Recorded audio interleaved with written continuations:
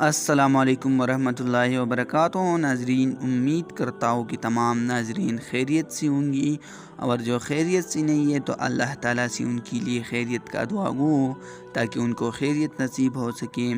ناظرین، آج ہمارا موضوع ہے حجر اسود کا ایک عجیب تاریخی واقعہ۔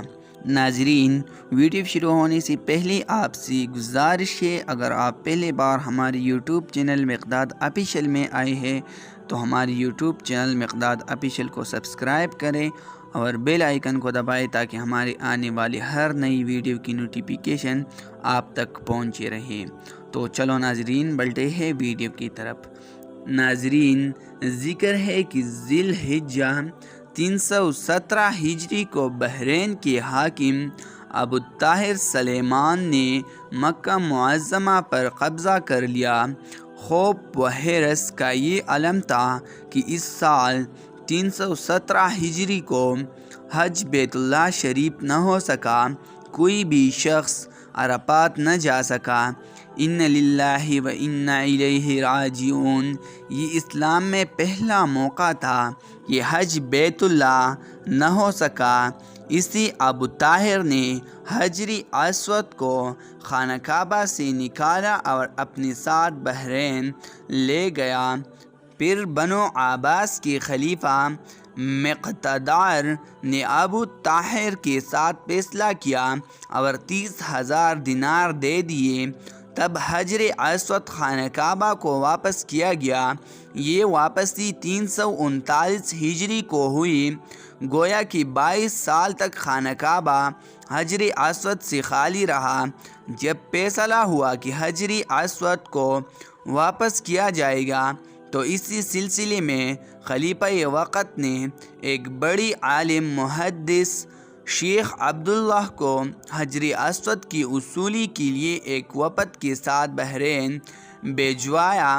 یہ واقعہ علامہ سیوطی کی روایت سے اس طرح نقل کیا گیا ہے کہ جب شیخ عبداللہ بحرین پہنچ گئے تو بحرین کے حاکم نے ایک تقریب کا اہتمام کیا جس میں حجر اسود کو ان کے حوالہ کیا گیا، تو ان کے لیے ایک پتھر خوشبودار خوبصورت غلب میں سے نکالا گیا کہ یہ حجر اسود ہے، اسے لے جائیے۔ محدث عبداللہ نے فرمایا کہ نہیں، بلکہ حجر اسود میں 2 نشانیاں ہیں، اگر یہ پتھر اس معیار پر پورا اترا تو یہ حجر اسود ہوگا اور ہم ساتھ لے جائیں گے۔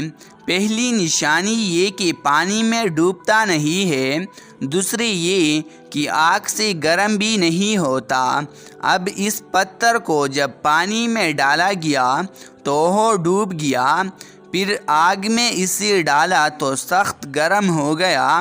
فرمایا ہم اصل حجر اسود کو لیں گے۔ پھر اصل حجر اسود لایا گیا اور آگ میں ڈالا گیا تو ٹھنڈا نکلا، پھر پانی میں ڈالا گیا، وہ پھول کی طرح پانی کے اوپر تیرنے لگا۔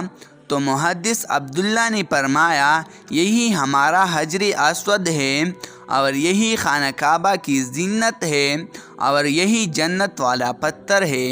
تو ناظرین، یہ تھی حجر اسود کے بارے میں چھوٹی سی معلومات۔ ناظرین، امید کرتا ہوں کہ یہ آپ کو پسند آئی ہوگی۔ آج کے لیے یہ کافی ہے۔ نیکسٹ ویڈیو کے لیے ہمارا یوٹیوب چینل مقداد آفیشیل سبسکرائب کریں اور ویڈیو کو لائک کریں اور اپنے دوستوں کے ساتھ شیئر کریں تاکہ ان کو بھی آپ کے ذریعے کچھ اہم معلومات مل سکیں، اور اپنا رائے کمنٹ سیکشن میں ضرور دیجیے کہ ہمارا ویڈیو کیسا لگا اور نیکسٹ ویڈیو کس موضوع پر بنانا چاہیے۔ بہت بہت شکریہ۔ خدا حافظ، ملتے ہیں نیکسٹ ویڈیو میں انشاءاللہ۔